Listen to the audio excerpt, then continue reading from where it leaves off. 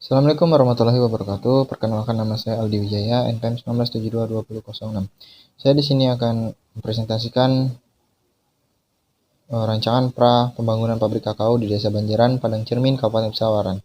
Profil perusahaan: nama perusahaan PT Kakao Krakatau, bentuk perusahaan perseroan terbatas atau PT. Jenis usaha produksi hasil tanaman perkebunan. Luas lahan produksi 2000 hektar. Bentuk produk biji kering. Tahun berdiri 6 Oktober 2021. Lokasi Desa Padang Cermin, Kecamatan Padang Cermin, Kabupaten Pesawaran, Provinsi Lampung. Selanjutnya, visi dan misi dari perusahaan kami yaitu visi menjadi perusahaan yang bermutu dan dapat bersaing dengan perusahaan lain. Misi meningkatkan kesejahteraan petani dan pekerjanya. Produksi kakao dengan kualitas terbaik. Selanjutnya, sejarah perusahaan. Perusahaan ini didirikan karena melihat besarnya potensi perkebunan coklat di Indonesia, salah satunya di Kabupaten Pesawaran yang merupakan salah satu penghasil kakao terbesar di Provinsi Lampung. Perusahaan ini bercita-cita menghasilkan biji coklat yang berkualitas tinggi. PT Kakao Krakatau mengolah perkebunan sendiri sehingga dapat mengontrol secara langsung mulai dari proses awal hingga panen. Perusahaan ini terus berupaya untuk meningkatkan mutu baik di perkebunan maupun pabrik, pengolahan serta menyajikan ide yang baru dan inovatif untuk para konsumen. Struktur perusahaan yaitu saya, Febrian Yudo Prastio selaku manajer, Dimas Saputra selaku asisten manajer, Jenny selaku kepala Sarpas, Ajitio selaku kepala produksi, dan saya Aldi Wijaya selaku kepala administrasi. Anisha Larasati selaku kepala kebun dan Hervan selaku kepala pemasaran. Produksi kakao di Lampung menurut data BPS Lampung pada tahun 2011. Produksi kakao sebesar 21.751 ton pada tahun 2015, produksi kakao sebesar 49.753 ton. Dan pada tahun 2020 produksi kakao sebesar 58.523 ton. Ramalan produksi yaitu berdasarkan perhitungan yang kami lakukan, produksi kakao di Lampung akan terus meningkat. Pada tahun 2021 diperkirakan akan memproduksi kurang lebih 6.698 ton. Pada tahun 2025 diperkirakan akan memproduksi kurang lebih 83.000 ton, 181 ton. Dan pada 2031 diperkirakan memproduksi kurang lebih 107.470 ton. Selanjutnya, neraca massa. Perhitungan neraca massa pada prarancangan pabrik biji kakao. Basis perhitungan 1 jam operasi. Satuan kilogram, waktu operasi 330 hari per tahun. Kapasitas produksi 2.615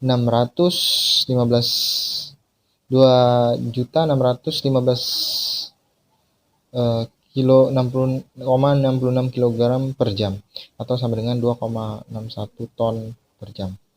Selanjutnya, diagram alir produksi. Buah kakao yang sudah dikumpulkan dari kebun kemudian diperam selama 5-12 hari. Tujuannya yaitu untuk memperoleh tingkat kematangan buah yang seragam. Setelah diperam, buah kakao akan dipecah untuk mendapatkan bijinya. Pemecahan dapat menggunakan mesin ataupun dipukul menggunakan benda tumpul. Biji yang telah terkumpul kemudian difermentasi selama 5-7 hari. Fermentasi akan menghasilkan cairan berupa lendir dan gas CO2. Setelah selesai difermentasi, biji kakao dicuci untuk membersihkan biji dari sisa pulp dan kotoran lainnya. Setelah bersih, biji dikeringkan dengan dijemur di bawah sinar matahari langsung atau dengan menggunakan oven yang bersuhu 45-60 derajat Celcius. Setelah dikeringkan, biji digarang atau di roasting selama 15 menit sampai 2 jam dengan suhu 120-121 derajat Celcius. Tujuannya untuk mengurangi rasa pahit dan menyeragamkan warna biji kakao.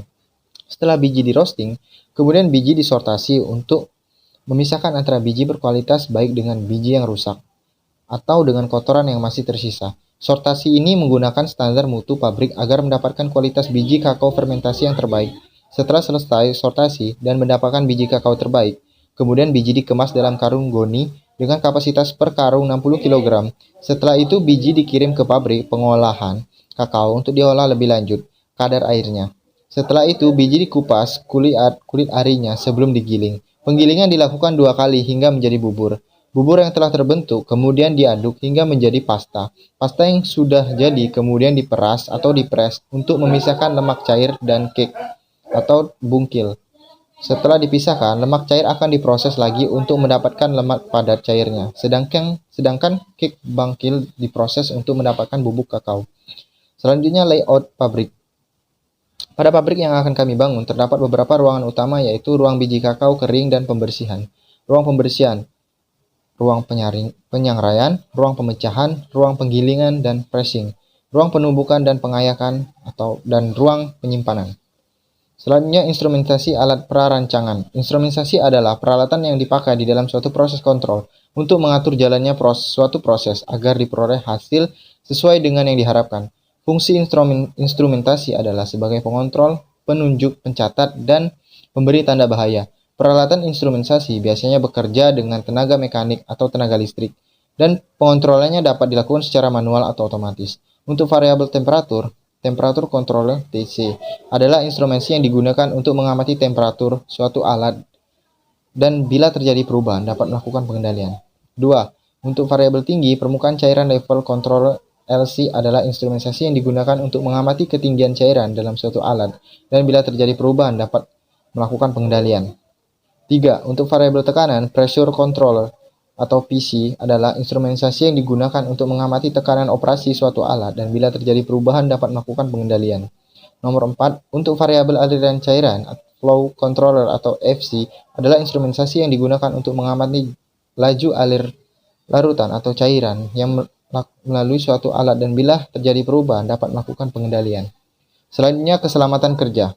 Keselamatan kerja merupakan bagian dari kelangsungan produksi pabrik. Oleh karena itu, aspek ini harus diperhatikan secara serius dan terpadu. Salah satu faktor yang penting sebagai usaha menjamin keselamatan kerja adalah dengan menumbuhkan dan meningkatkan kesadaran karyawan akan pentingnya usaha untuk menjamin keselamatan kerja. Usaha-usaha yang dapat dilakukan antara lain: 1. Penanganan dan pengangkutan bahan menggunakan manusia harus seminimal mungkin. Yang kedua, adanya penerangan yang cukup dan sistem pertukaran udara yang baik. Yang ketiga, jarak antar mesin-mesin dan peralatan lain cukup luas. 4. Setiap ruang gerak harus aman, bersih, dan tidak licin. Kelima, setiap mesin dan peralatan lainnya harus dilengkapi alat pencegah kebakaran. Keenam, tanda-tanda pengaman harus dipasang pada setiap tempat yang berbahaya. 7. Penyediaan fasilitas pengungsian bila terjadi kebakaran. Selanjutnya, SOP K3 pekerja. Untuk menjaga keselamatan pekerja, maka wajib menggunakan APD yang berupa 1. Helm, 2. Pakaian dan perlengkapan pelindung, 3. Sepatu pengaman, 4. Pelindung mata, 5. Masker udara, dan 6. Sarung tangan. Selanjutnya, utilitas. Dalam suatu pabrik, utilitas merupakan unit penunjang utama dalam memperlancar jalannya proses produksi. Oleh karena itu, segala sarana dan prasarana harus dirancang sedemikian rupa sehingga dapat menjamin keberlangsungan operasi suatu pabrik. Berdasar kebutuhannya, utilitas pada pabrik pembuatan tanin adalah sebagai berikut: unit pengadaan air, unit pengadaan listrik, unit pengadaan bahan bakar, dan unit pengolahan limbah. Baiklah, sekian presentasi dari saya. Saya akhiri. Wassalamualaikum warahmatullahi wabarakatuh.